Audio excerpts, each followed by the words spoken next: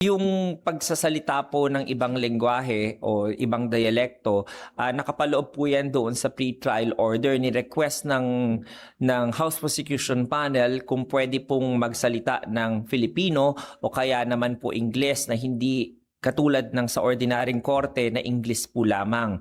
Ngayon po, yung naalala nyo, meron din pong mga remarks sa ibang dialect before na nag-oppose po yung Respondents' Council. Pinapayagan naman po yung pagsasalita ng ibang dialect, kaya lamang po para po hindi matagal, kailangan pong kung marunong naman siyang sabihin yon sa Ingles o kaya naman po sa Filipino, then yun na lamang po yung gagamitin para hindi na po kinakailangan ng karagdagang pagta-translate. Dahil ang records po ng ating proceeding ay either sa Ingles po o sa Filipino lamang.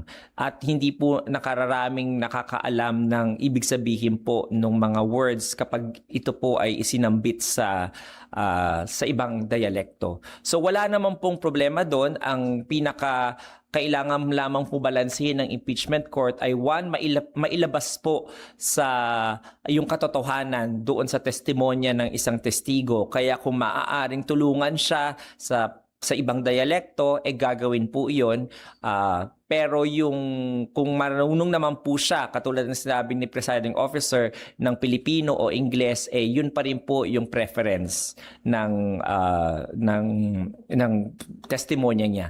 So tutulungan lamang po siya ng korte pero ang preference pa rin po Ingles at Filipino.